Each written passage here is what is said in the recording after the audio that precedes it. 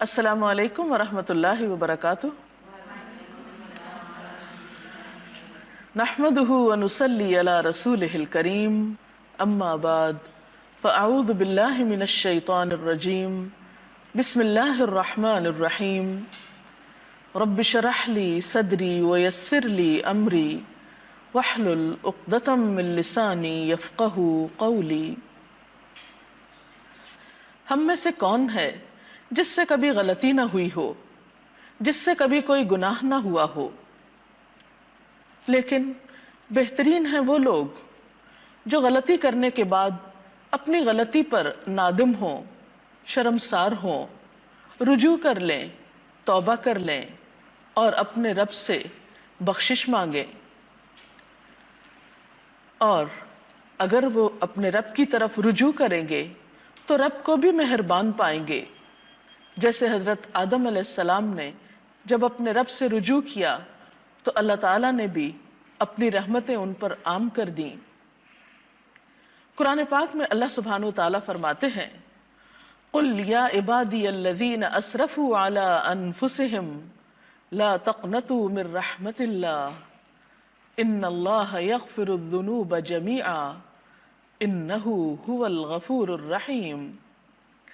اے نبی صلی اللہ علیہ وسلم، آپ کہہ دیجئے کہ اے میرے بندو، جنہوں نے اپنی جانوں پر زیادتی کی ہے، اللہ کی رحمت سے مایوس نہ ہو جاؤ، یقیناً اللہ سارے گناہوں کو معاف کر دیتا ہے، وہ تو غفور الرحیم ہے۔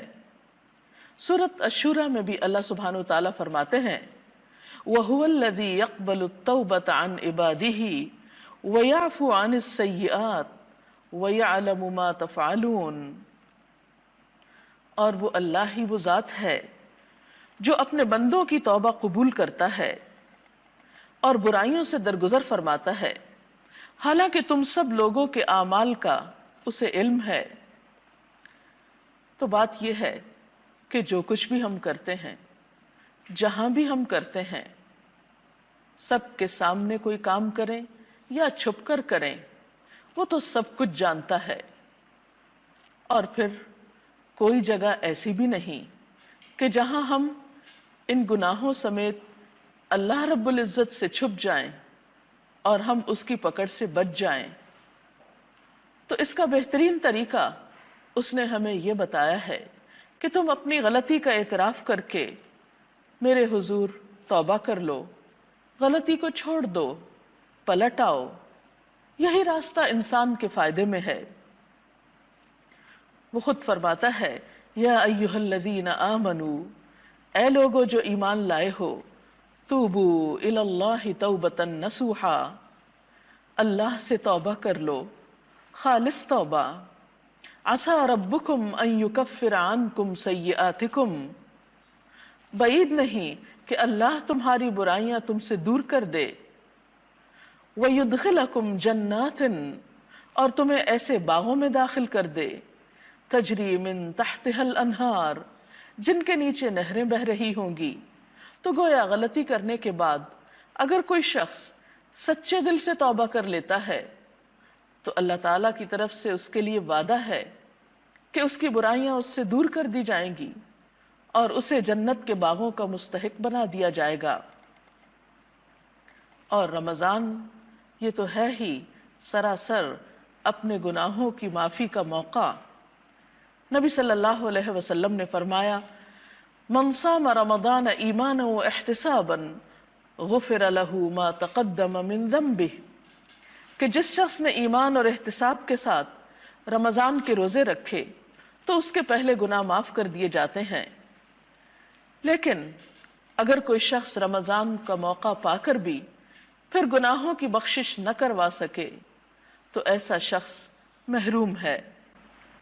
حضرت کعب بن عجرہ رضی اللہ تعالی عنہ کہتے ہیں کہ نبی صلی اللہ علیہ وسلم نے لوگوں سے کہا، تم لوگ منبر کے پاس جمع ہو جاؤ۔ چنانچہ ہم سب منبر کے پاس جمع ہو گئے۔ حضور اکرم صلی اللہ علیہ وسلم تشریف لائے۔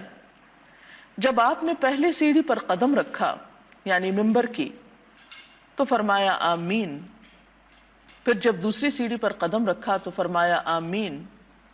جب تیسری سیڑھی پر قدم رکھا تو فرمایا آمین۔ خطبہ دینے کے بعد جب آپ ممبر سے اترے تو ہم لوگوں نے کہا اے اللہ کے رسول صلی اللہ علیہ وسلم، ہم نے آج آپ سے وہ بات سنی ہے جو کبھی نہیں سنتے تھے۔ آپ نے فرمایا جب میں پہلی سیڑھی پر قدم رکھ رہا تھا تو جبریل امین تشریف لائے اور فرمایا وہ شخص تباہ ہو جس نے رمضان کا مہینہ پایا اور اپنی بخشش نہیں کرائی۔ تو میں نے کہا آمین۔ پھر جب میں نے دوسری سیڑھی پر قدم رکھا تو انہوں نے کہا وہ شخص خدا کی رحمت سے دور ہو جائے جس کے پاس آپ کا نام لیا گیا اور اس نے آپ پر درود نہیں بھیجا۔ تو میں نے کہا آمین۔ پھر جب تیسری سیڑھی پر قدم رکھا تو جبریل نے کہا علیہ السلام وہ شخص خدا کی رحمت سے دور ہو جائے جس نے اپنے ماں باپ دونوں کو یا ان میں سے ایک کو بڑھاپے کی حالت میں پایا اور ان کی خدمت کر کے جنت میں داخل نہیں ہوا۔ تو اس حدیث سے پتہ یہ چلتا ہے کہ رمضان المبارک کا مہینہ گناہوں کی معافی کا ایک بہترین موقع ہے۔ اگر کوئی شخص اس موقع کو گنوا دیتا ہے تو وہ شخص سراسر اللہ سبحانہ و تعالیٰ کی رحمت سے محروم ہونے والا ہے۔ اس لیے ہم سب کو اس موقع سے بہترین فائدہ اٹھانا چاہیے، اور یہ بھی یاد رکھیے کہ کچھ گناہ ایسے ہوتے ہیں جنہیں نیکیاں خود بخود دھوتی رہتی ہیں۔ قرآن پاک میں آتا ہے ان الحسنات یذہبن السیئات کہ نیکیاں گناہوں کو مٹا دیتی ہیں، لیکن کچھ گناہ ایسے ہوتے ہیں جن کے لیے انسان کو نیکیوں کے ساتھ ساتھ خاص طور پر توبہ کرنی چاہیے، تعالیٰ کے حضور دعا کرنی چاہیے، استغفار کرنی چاہیے، اور رمضان اس کا بہترین موقع ہے۔ عام حالات میں بھی اللہ سبحانہ و تعالیٰ کی رحمت کے دروازے ہر وقت کھلے رہتے ہیں۔ حقیقت میں یہ بات انسان کے فائدے میں ہے کہ جب بھی اس سے گناہ ہو، اسے گناہ کا احساس ہو، تو توبہ کرنے میں دیر نہ لگائے، دن ہو یا رات فوراً اللہ سبحانہ و تعالیٰ کی طرف رجوع کر لے۔ حضرت ابو موسیٰ اشعری نبی صلی اللہ علیہ وسلم سے روایت کرتے ہیں کہ آپ صلی اللہ علیہ وسلم نے فرمایا اللہ عز و جل رات کے وقت اپنا ہاتھ پھیلاتا ہے تاکہ دن میں گناہ کرنے والا توبہ کر لے، پھر دن کے وقت اپنا ہاتھ پھیلاتا ہے تاکہ رات میں گناہ کرنے والا توبہ کر لے، حتیٰ کہ سورج مغرب سے طلوع ہو جائے۔ گویا بندوں کی توبہ دن میں بھی قبول ہوتی ہے اور رات میں بھی قبول ہوتی ہے، حتیٰ کہ قیامت آ جائے، کیونکہ قیامت کے آنے پر توبہ قبول نہ ہوگی جب انسان کے سامنے اس کے اعمال آ جائیں گے اور وہ اپنا برا انجام دیکھ لے گا۔ اس وقت پلٹنا کچھ معنی نہیں رکھتا، اس لیے کہ اس وقت تو ہر شخص اپنے گناہوں کو دیکھ کر نادم ہوگا ہی، لیکن وہ وقت تو پھر صرف حسرت و یاس کا وقت ہوگا، ندامت کا وقت ہوگا، توبہ کا وقت نہیں ہوگا۔ ایک اور حدیث میں آتا ہے ان اللہ یقبل توبۃ العبد ما لم یغرغر، اللہ بندے کی توبہ قبول کرتا ہے جب تک کہ اس کا سانس نہیں اکھڑتا۔ توبہ کی شرائط میں سے اہم ترین شرط یہ ہے کہ انسان اپنے گناہ کا اعتراف کرے، کیونکہ اگر کوئی شخص گناہ پر اصرار کرے اور گناہ کو گناہ ہی نہ سمجھے، اپنی غلطی کو غلطی ہی نہ مانے، تو ایسے شخص کے لیے توبہ نہیں۔ حضرت عائشہ رضی اللہ تعالی عنہا کہتی ہیں کہ رسول اللہ صلی اللہ علیہ وسلم نے فرمایا بندہ جب اعتراف گناہ کے ساتھ توبہ کرتا ہے تو اللہ تعالیٰ اس کی توبہ قبول فرماتا ہے۔ پھر اسی طرح آپ صلی اللہ علیہ وسلم جو کہ گناہوں سے پاک تھے، معصوم تھے، لیکن اس کے باوجود دن میں کئی بار توبہ کیا کرتے تھے۔ نبی صلی اللہ علیہ وسلم نے فرمایا لوگو اللہ کی طرف توبہ کرو اور اس سے بخشش طلب کرو، بے شک میں ایک دن میں 100 مرتبہ توبہ کرتا ہوں۔ اگر اللہ کے رسول صلی اللہ علیہ وسلم کا حال یہ تھا تو پھر ہمارا اپنے بارے میں کیا خیال ہے؟ حضرت عبداللہ بن عمر کہتے ہیں کہ ہم رسول اللہ صلی اللہ علیہ وسلم کی توبہ استغفار گنتے تھے، ایک مجلس میں آپ 100 بار کہتے تھے رب اغفر لی وتب علی انک انت التواب الغفور، اے میرے رب مجھے بخش دے، میری توبہ قبول فرما، تو یقیناً توبہ قبول کرنے والا اور بخشنے والا ہے۔ توبہ نہ صرف یہ کہ انسان کی آخرت کے لیے مفید ہے، بلکہ انسان کی دنیا کے لیے بھی سکون کا سبب ہے۔ ہم دیکھتے ہیں کہ جب انسان سے کوئی گناہ ہوتا ہے، کوئی زیادتی کا کام ہو جاتا ہے، انسان جب اپنے رب کو ناراض کرتا ہے تو یہ نہیں ہو سکتا کہ پھر وہ مطمئن زندگی بسر کر سکے، وہ پرسکون رہ سکے۔ بھلا اپنے محسن کو ناراض کر کے بھی کوئی خوش ہو سکتا ہے؟ ہرگز نہیں۔ ایسے میں پھر کیا کرنا چاہیے؟ فوراً رجوع کرنا چاہیے۔ گناہ سے دل پہ سیاہ نقطہ پڑ جاتا ہے، بندہ اگر توبہ کر لے تو وہ نقطہ دھل جاتا ہے، اور اگر توبہ نہیں کرتا تو وہ سیاہی پھیلنے لگتی ہے، حتیٰ کہ پورا دل سیاہ ہو جاتا ہے۔ استغفار دلوں کا زنگ دھو ڈالتا ہے۔ حضرت انس سے روایت ہے کہ نبی صلی اللہ علیہ وسلم نے فرمایا دلوں پہ بھی زنگ لگ جاتا ہے جیسے تانبے پہ زنگ لگ جاتا ہے، اور دلوں کا زنگ دور کرنے والی چیز استغفار ہے۔ تو چمکتے دل کے لیے، پرسکون دل کے لیے، ڈپریشن کے علاج کے لیے، غموں کے بوجھ سے نجات کے لیے بہترین نسخہ استغفار کرنا ہے، کیونکہ اگر ہم اس بوجھ کو لیے رہیں تو یہ دونوں طرح سے ہماری جسمانی اور روحانی صحت کے لیے بہت نقصان دہ ہے۔ اگر مخصوص کلمات کے ساتھ اللہ تعالیٰ سے بخشش طلب کی جائے، اور خصوصاً ان کلمات کے ساتھ جو اس کو پسند ہیں، تو انسان کی بخشش کی امید زیادہ کی جا سکتی ہے۔ وہ کلمات کون سے ہیں؟ وہ کلمات وہ ہیں جو اللہ کے رسول صلی اللہ علیہ وسلم نے ہمیں سکھائے ہیں۔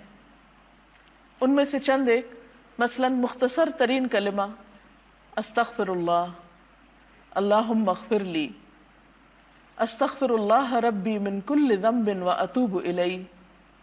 پھر اسی طرح سید الاستغفار، اللہم انت ربی لا الہ الا انت خلقتنی وانا عبدک وانا علی عہدک ووعدک ما استطعت اعوذ بک من شر ما صنعت ابوء لک بنعمتک علی وابوء بذنبی فاغفر لی فإنہ لا یغفر الذنوب الا انت۔ اس کا ترجمہ کچھ یوں ہے کہ اے اللہ، تو ہی میرا رب ہے، تو نے مجھے پیدا کیا،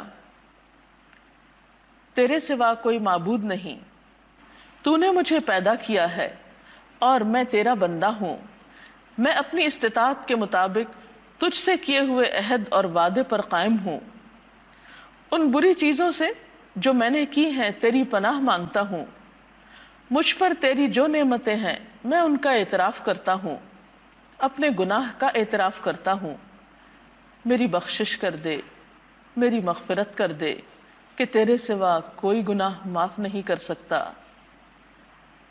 حضرت شداد بن اوس سے روایت ہے کہ آپ صلی اللہ علیہ وسلم نے فرمایا جو شخص صبح یا شام یہ دعا پڑھے گا، اگر وہ اسی دن میں مر جائے یا رات میں مر جائے تو وہ جنت میں داخل ہوگا۔ یہ کلمات کچھ زیادہ طویل بھی نہیں، تھوڑی سی کوشش سے انہیں زبانی یاد کیا جا سکتا ہے، اور اگر زبانی یاد نہ ہو سکے تو دیکھ کر بھی پڑھ سکتے ہیں۔ لیکن یہ یاد رکھیے کہ محض چند عبارتوں کے دہرانے سے بخشش نہیں ہوتی جب تک ہمارا دل اس میں شریک نہیں ہوتا، ہماری نیت اور ارادہ بخشش کا جب تک نہیں ہوتا۔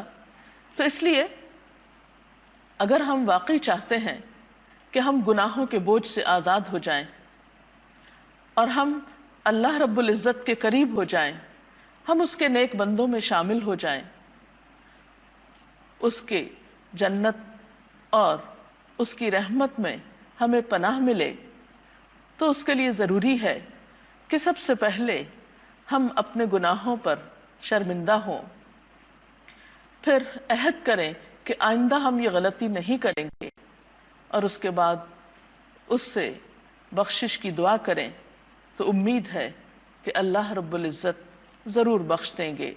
استغفار کے یہ کلمات آپ دن میں، رات میں، کسی بھی وقت پڑھ سکتے ہیں، لیکن خصوصاً اگر قبولیت کے اوقات میں پڑھے جائیں تو زیادہ مؤثر ہیں، مثلاً سحری کے وقت، افطار کے وقت، نمازوں کے بعد، اور اس کے علاوہ چلتے پھرتے بھی، کیونکہ استغفار نہ صرف گناہوں کی بخشش کا ذریعہ ہے بلکہ ہر غم اور ہر دکھ سے آزادی کا نسخہ بھی ہے۔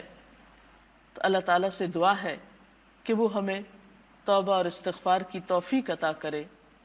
وآخر دعوانا ان الحمد للہ رب العالمین۔